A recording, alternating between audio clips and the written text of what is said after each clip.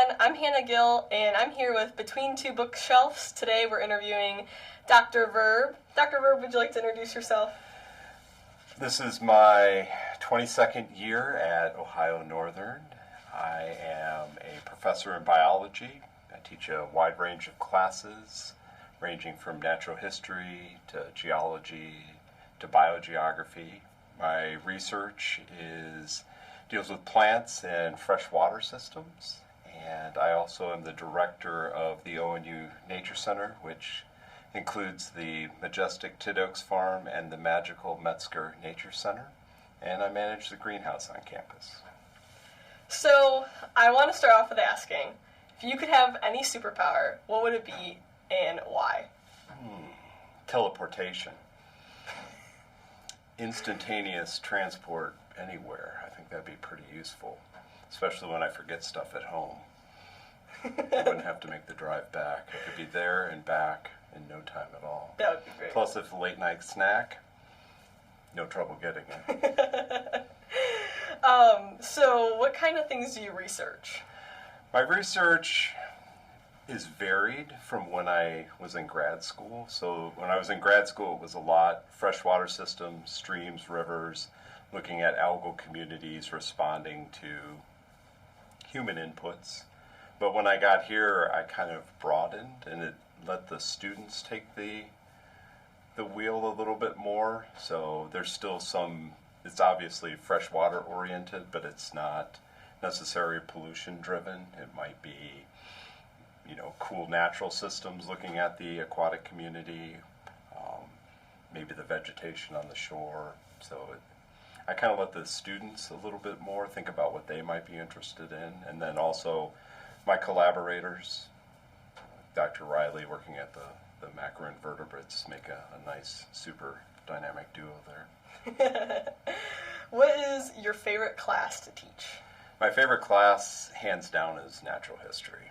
So it's just kind of that introduction to the natural world, and it's kind of cool because it's on a level that there's a mix of students because of its introductory nature, but we spend a lot of time outside, and it's at a level where you can teach new things, but you also sometimes learn stuff from the students themselves. It's not, necessarily, I don't want to say it's not high powered, but it's that intro kind of showing you maybe things you didn't think about in the world or consider, and sometimes the inspirational, excited responses are pretty cool in that class.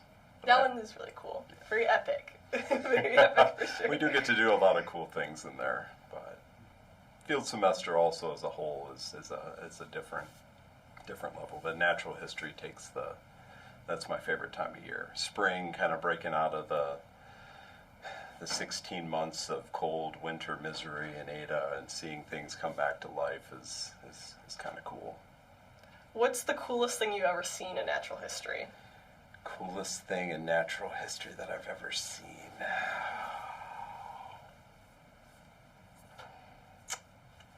Dang.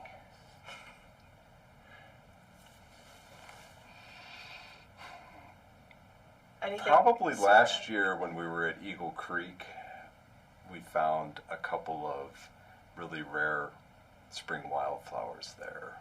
But probably year in and year out, that was pretty neat. Those were ones I had never seen. And then probably Lawrence Woods when I found spotted salamanders there for the first time. Oh, so very cool. That was not plant-based, but that was really, really neat. And then also when I discovered that pool out there had eastern newts in it, that was kind of shocking and surprising to me. So, yeah, now you got me thinking. I could go on and on. The time we had a great horned owl out at the Nature Center, that was pretty neat. So, the time the neighbor's dog scared up the skunk, that was not so neat. Because it let loose and it was like the stench was overwhelming. And so, yeah, that was not good. That would not be good, no. That was probably at the other end of the spectrum. We saw that goose in the tree at Lawrence Woods, too. That was Did. bizarre. I don't understand that. Yeah, that was really weird. That goose was his own man. So, my last question for you is why ONU? Why did you choose ONU? So, when I look at ONU, if I get past the delightful, brisk winter winds, I think it's the small nature.